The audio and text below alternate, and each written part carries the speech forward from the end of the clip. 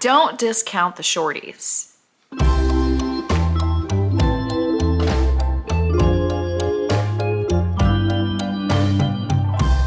Hey everybody, welcome back to my channel. If you've never been here before, my name is April, and today I want to talk about some fantasy romance novellas.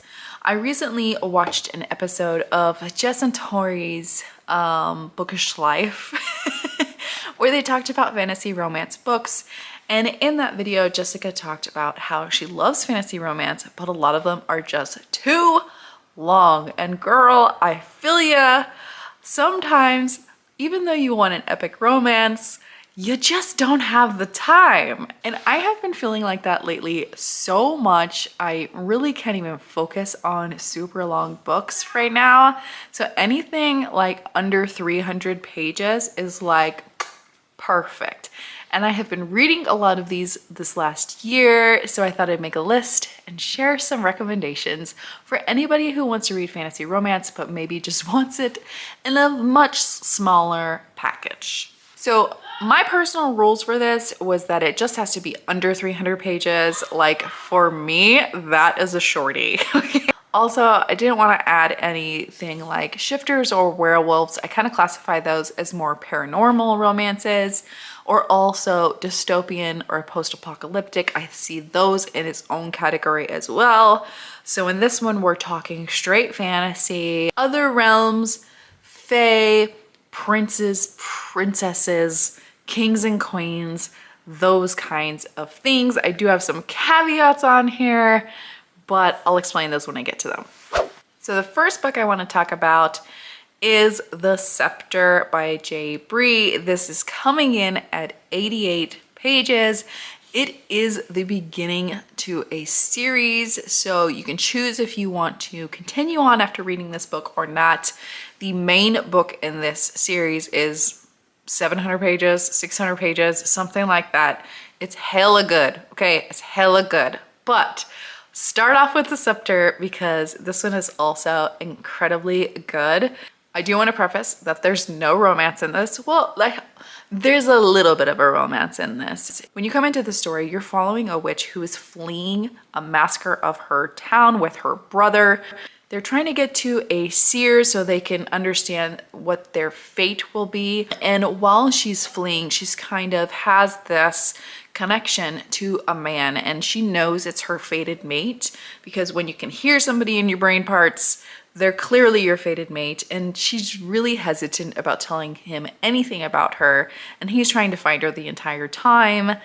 But it's real good. It's so good. This whole series I really liked. There is a second novella called The Sword, which I didn't like as much, so I highly recommend this one instead. And then if you like it, continue on with the main story. It's real worth it, I promise. The next recommendation I have is actually Radiance by Draven. Even though I didn't love this book as much as everyone else, I did want to add it to this list because it's 296 pages and it is an incredible favorite from many people who love fantasy romance. This is a friends to lovers story, which is probably why I didn't like it as much, but these people don't find each other attractive in any way, shape, or form. They're different beings from each other. It's more of a slow burn, cozy romance, and they just slowly fall in love with each other through conversations that they have. And they really start to respect each other and love each other for who they are inside. And I think that's why a lot of people really gravitate towards this story. I think it's a really beautiful story. It just wasn't my favorite, but you know me, I like the drama. A little bit more angst in my stories, but this is still a really good one to recommend. 6 Scorched Roses by Carissa Broadbent. This one clocks in at 187 pages. It is kind of a 1.5 in this series, but you can absolutely read it as a standalone. This is my caveat here because she's actually dealing with a vampire in it, but this world is so epic and it's very fantasy-esque, so I'll leave it on this list even though I don't quite classify it as paranormal. It definitely has more high fantasy vibes to it. In this one you have Lilith, who is trying to find the cure for this plague that is absolutely decimating her village. She thinks she could find the cure using vampire blood, and the only vampire in town is this reclusive, dangerous vampire in a mansion on a hill. And she goes to him and offers him 6 roses in exchange for 6 vials of his blood. So this one was so good. It's very epic feeling in nature and only 187 pages. I'm honestly shocked how much she puts in this in that short amount of time. Carissa Broadbent has just taken the world by storm this last year in the fantasy romance subgenre, and there's no question in my mind that she should be on a list of greats so far. This is no exception.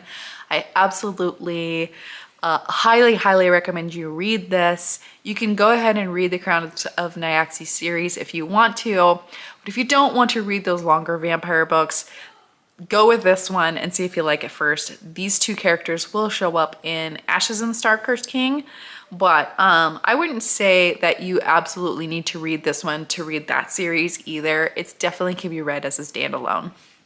The next recommendation is actually a whole series. But the first book is only 156 pages, and this is the Fae Captives series by Lily Archer. This series is very episodic. You have a human woman who is kind of like pulled through a portal into this Fae realm. And as soon as she gets there, she's like staring at this Fae king, and he's like, she's mine. That's my fated mate, and I'm gonna take her back to my kingdom. Like total caveman style. I don't know what it is with this entire series, but I absolutely loved it. I found it so adventurous, super adventurous. In fact, the 3rd one has a very crude unicorn, and he's my favorite magical creature of all time. It's very spicy. I wouldn't say there's a ton of world building in this, but I think you just need to know that there's a fantasy realm with different kingdoms, and she's being taken back to the Winter Kingdom. And she goes along these stops along the way and encounters things with the king. And then she has a very plucky, like, woman friend that she meets in the dungeons. And she goes along with her. And I just really loved it. It was such a fun series. There's 8 books total, but the first 4 are with the first couple, and then the second 4 are with the second couple. I think altogether the books can be 300 or 400 pages, but you could definitely just read one and see if you like it from there. The next one is a very spicy book called The Never King by Nikki St. Crowe. Super spicy, dark Peter Pan retelling. Peter Pan has lost his shadow. Every darling, when they reach 18 years of age, they are told that Peter Pan comes in and is gonna abduct them and take them all the way back to his land and like torture them or something like that. And so what do you know, this latest darling turns 18 and she gets abducted. Only when she gets abducted, she kind of likes it. She kind of likes it. And basically the plot is Peter Pan thinks that he's lost his shadow. And so he thinks locked in the memories of all these darlings, he can find it. So that's why he's torturing them. And it is Why Choose. It's Peter Pan, a couple of Fae princes, and a demon of some kind. And yeah, I absolutely loved this. I thought the audiobooks were really good as well. And I just found them to be fun and, again, spicy. So if you want a spicy good time, read that one. Totally on the other side of the spectrum is more cozy spicy. This is The Time I Got Drunk and Saved a Demon by Kimberley Lemming. This is 288 pages, but again, a nice full-fledged fantasy standalone in this world. It's light fantasy, we'll say. Kinda cozy, but more so just light fantasy because there is a more epic plot to this. It's humorous and adventurous. You have Cinnamon, who owns a spice shop, and she doesn't want anything to do with all of these quests going on. She actually gets really drunk on wine one night, and as she's coming home, she sees a demon in the bushes and saves him, and then he enlists her to help him kill a witch that is enslaving his people. And during this, they have a lot of fun, adventurous times together while they're going on this quest where she reluctantly agrees to. It's great. Kimberley Lemming is one of my favorite writers right now, and I just love her to death. So please read this one. The next one is a book I don't think many people know about. It's called The Sailor's Song by Daria Vernon. It's 92 pages of mermaid pirate goodness. In this, the mermaid is actually very monstrous. She's like an apex predator. So that has this very eerie, dangerous feel to it. She is a siren that normally lures pirates in to this island she's guarding with her song. Only when she meets a pirate in a little dinghy boat who is actually singing to her, well, he's not singing to her, but she hears him singing. She's actually more lured in by him than he is by her. It is actually just this really interesting short pirate romance between this apex predator mermaid and him. It's some vicious good times. I really enjoyed it. I really like Daria Vernon's writing. She wrote Get Thee Off My Lawn, and then I have a couple other historical romances from her that I really want to read, but this one was more fantasy, so I'm adding it to this list. It's such a short book, and I think it was really enjoyable. And then I have another spicy good time. Like, I almost think this one's more erotica, but it does have a plot. Like, it does have a plot. It's called Arrival by Minerva Kayden. This is 206 pages. It's Why Choose, and it's basically a pirate romance. You have these 4 pirates who are trying to save their kingdom. So they use magic to pull a woman in from like the real world, and she's like shot through a portal in front of these pirates, and they basically by any means necessary have to have sex with this woman, each separately and together, to save this kingdom, because magical sex magic, okay? But by any means necessary, they are willing to take her against her will if possible. However, what do you know? She has a thing for pirates. She is like living her best pirate fantasy right now.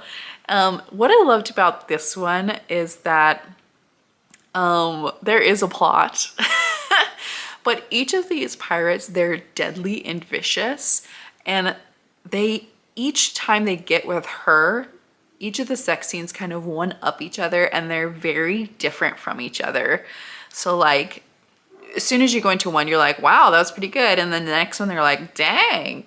You know, each of them have just something different about them, take her in a different way. She feels a different way about them. And then of course, eventually we're gonna get a group scene. I did not get that in the first book. There is a second book I'm gonna read, but there was quite the cliffhanger. And I will say, it left me interested. It really left me interested. It's the reason why I like Why Chooses right now. I just think this one was really well done.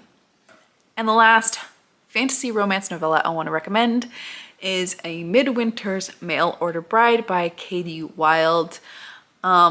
In this one, a girl is basically offering herself to this king as a sacrifice, kind of, and he actually rejects her because he doesn't want someone just for their body. He wants someone special.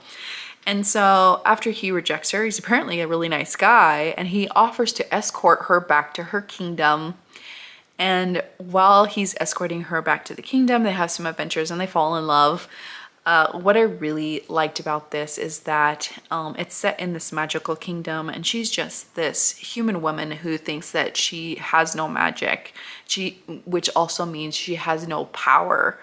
But throughout this book, there's this message that she is incredibly kind to everyone she meets, and he tells her at some point that kindness is its own certain kind of magic, and she is very powerful with it. And I just thought that was such a beautiful message. I did really enjoy this one. I think I ended up giving it 4 stars or something like that.